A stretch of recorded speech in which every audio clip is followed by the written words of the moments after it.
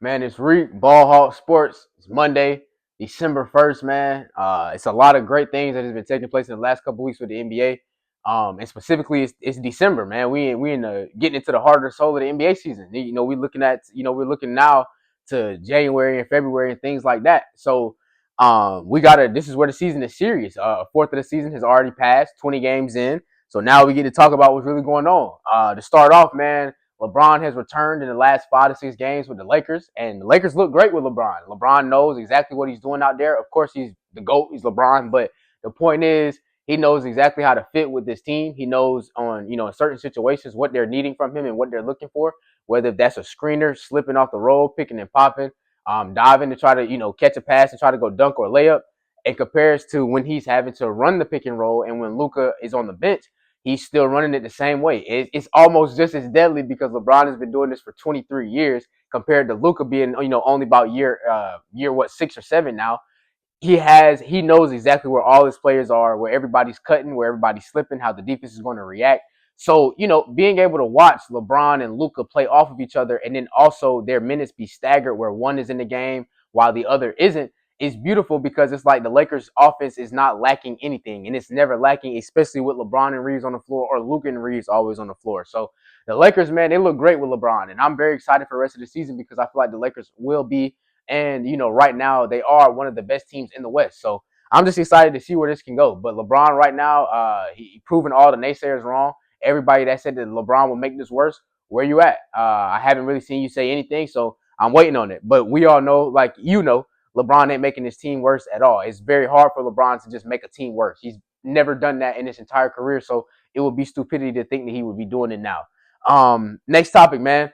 The Atlanta Hawks. Let's talk about it. And this is a guy that LeBron worked out with over the summer. Since people say that LeBron doesn't have any prodigies or people don't come from Bron, Jalen Johnson, man, Atlanta Hawks. Jalen Johnson is legit. He's turning into a superstar in this league right now before our eyes. And the Atlanta Hawks are very good, even without Trae Young.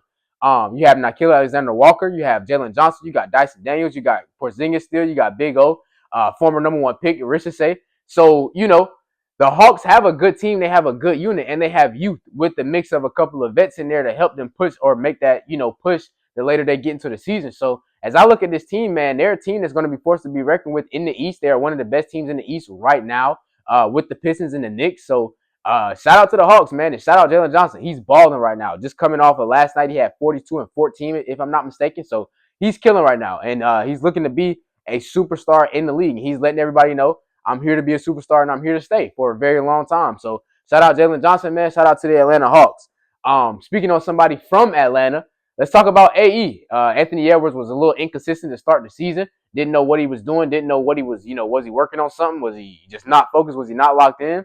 The last 5 games been nothing but 30 balls and up. So, he's getting his feet, he's getting his feet back wet in the league. He's getting back ready or getting back acclimated to what he was doing last year, and that was coming out, killing everybody, killing everything.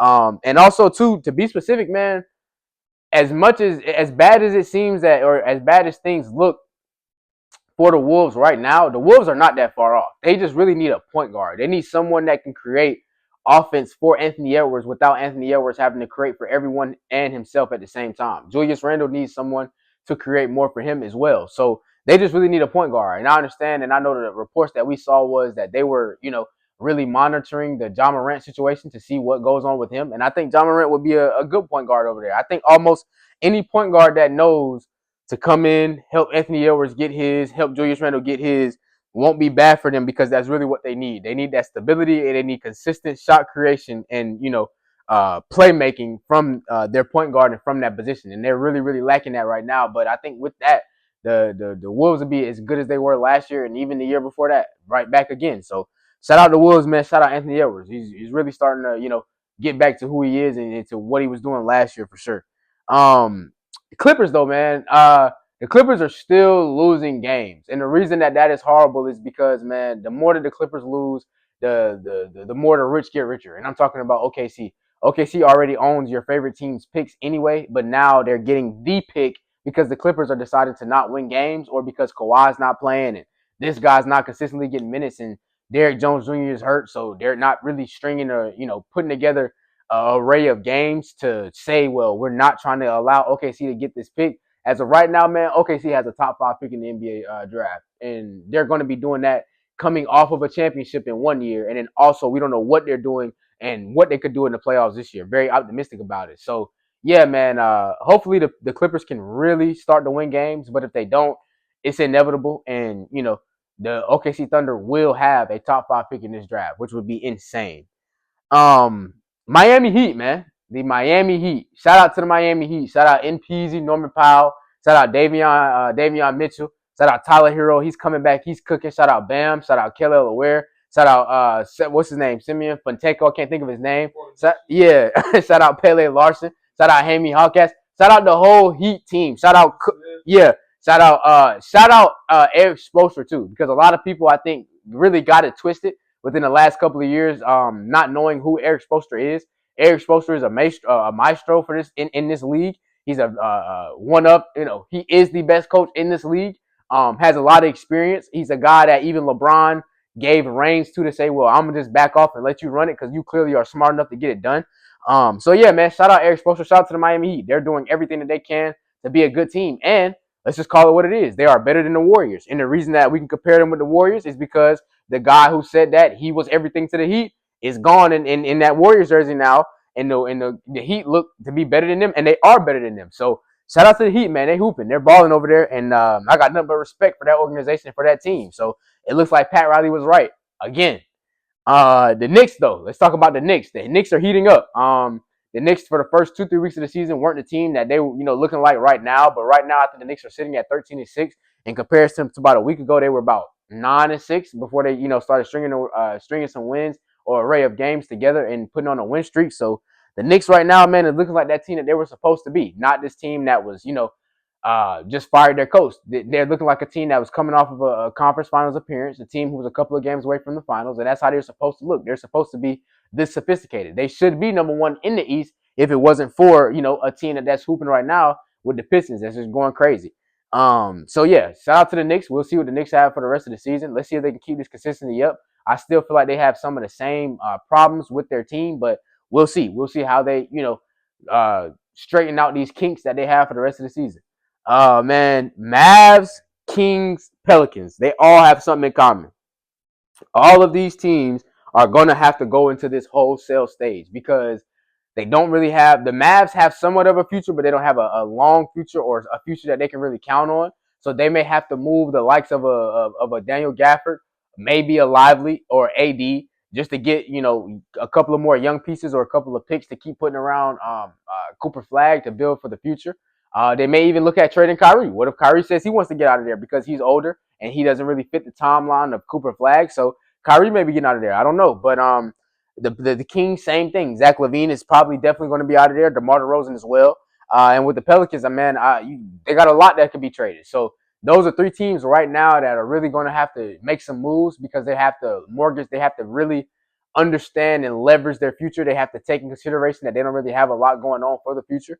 So they have to really, get as much that they can for the future right now. And I think that all three of those teams, with the coming weeks and a couple of months that we will see, they will be making big time deals to get picks back so they'll be able to have a future. Because if they don't have a future, they have nothing.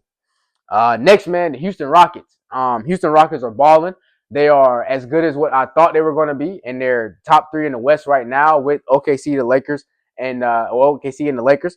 And shout out Reed Shepherd. A lot of people were questioning what they were going to do with Fred VanVleet getting hurt and him being down and needing a point guard, needing a creator. But Reed Shepherd is letting everybody know this is what I was a number 3 pick for. This is what I was a lottery pick for. And he's balling out there. And I can't say anything. There's nothing you can really say. He's going out there. He's hooping. With the minutes that he's getting, he's had 30 last week, had 26 and 25. So shout out Reed Shepherd, man. Reed Shepherd is showing that, we don't need to go make a deal. We don't need to go make a trade. We don't need to sign anyone. I'm right here.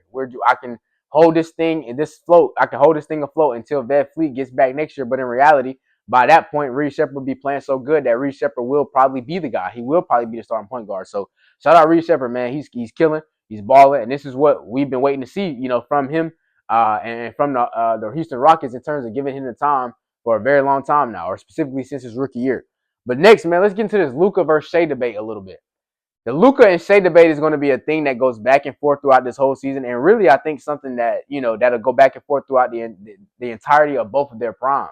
Simply because Luka is the better overall basketball player, in my opinion. Luka is the better offensive player, but you could never put Luka on any of the top three options on anybody's basketball team. You can do that with Shai while Shai is giving you 30 before he even gets to the fourth quarter.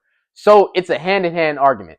One is a better playmaker, one is a better passer, but the other is a better defender, and the other is a little bit more efficient than one is. So, and they both get to the free throw line. They both, I'm not gonna say foul bait, but they both can sell it and get to the free throw line. So they both have that strong suit to themselves. So shout out Luka and Shai, but that debate is going to go back and forth for a very long time because what one lacks, the other has, and that's just and it's vice versa, and that's just how it's going to be. But next, man, the guy who's going to be getting in the way of all of that and kill all that MVP talk for all of them, Nikola Jokic. Nikola Jokic is averaging 29, 12, and 14, if I'm not mistaken. I don't know. I think it might be 14. And he's doing it at all-time great efficiency and all-time great playmaking and an all-time great pace.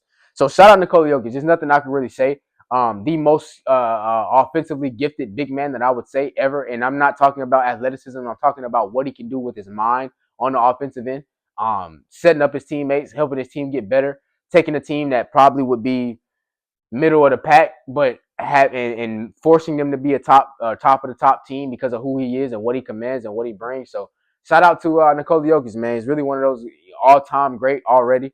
Looking to try to win his fourth MVP. Already has 3 under his belt. So shout out to the MVP, man. Shout out Nikola Jokic. He's the guy.